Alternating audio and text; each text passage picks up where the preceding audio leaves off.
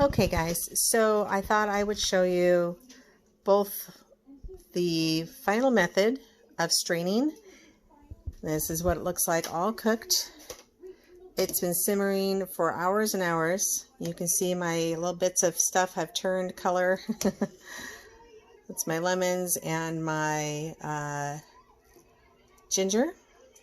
So it's all gotten really nice and well cooked and shared in there.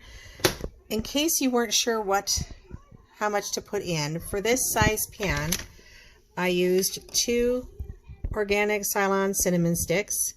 Doesn't take much because they're really potent. This is the ginger root that I have sliced all up. It's still frozen. I just took some out to show you. Smells wonderful. You can shred it or you can slice it, whichever you think. You just cannot throw it in there whole. That I will beat you for. And these are my lemon chunks that are already frozen. I just bring them home, wash them, chunk them up, pop them in the freezer. Again, they make lovely ice cubes in the summer, and then you just throw them in whole. So I'm going to take all of this and I'm going to pour it through this strainer, which is a great find I found up in Canada at a thrift store, into this pan. I like using these 2 particular things because the shape works well together. It's a nice deep pan. It's stainless steel, so it's super easy for me to clean afterwards. So I'm going to pause this for just a second. I'm going to pour it through because clearly I'm not talented enough to hold it and pour at the same time. So hang on. Okay, so now that it's simmered and it's cooked for a really nice long time, I'm going to pour it into my first strain. I'm going to kind of dig through and fish out some of the bigger stuff, like the cinnamon sticks. I've already fished out most of the lemon and a lot of the ginger. There's still probably some hiding here. Here's a nice chunk here. This is a little bit bigger batch than I usually do, but I got a little carried away this morning with throwing stuff in there, so it ended up being a pretty good sized batch. This particular batch I'm planning on just popping in the freezer in bags because I want to make some jam with it later. Normally I would be rushing a little bit to get this done. What I want to do is strain it twice. First time just roughly and get this big stuff out. And then the next strain is to get all the seeds out because there's still going to be a few seeds down in the bottom of this next pan.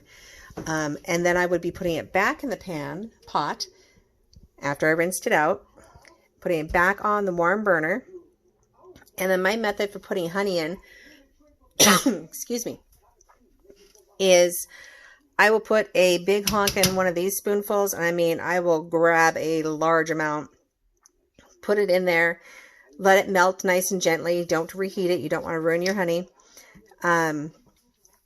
Only bring it to slightly warm so the honey melts if it cools off too much in between. So I'll put a big one of those in, stir it until it melts, and then I'll let it sit for about 5 minutes, and then I'll taste it. What you're looking for, this is going to be a little bitter right from the get-go, and that's okay. Part of the bitterness comes from the lemon, the white part, the pith of the lemon, and the peel. So, and that's okay. It's got some great properties, so we're willing to deal with that. But what the plan is you will take the honey, you let it melt, let it sit for 5 minutes, and then you're going to take a little sip. If it's still bitter, take another big honkin' spoonful and add another spoonful, stir it around real nice, let it melt. What you're looking for is there's this magic spot where it's no longer bitter, but it's not quite sweet yet. Stop there. Stop. Don't add more honey. Wait for a solid, again, at least 5 minutes. 10 is even better. Let it just sit there and kind of meld together and think about it, because that honey keeps getting sweeter. And if you add too much, you can't undo it. So take another sip. If it's sweet enough, leave it alone. If it needs more to be sweet enough for your taste, add just a very small amount at a time, not this big honkin' spoon. And that's it. It's that simple. I'll do another real quick video when I'm pouring it in through the final strain into my pitcher.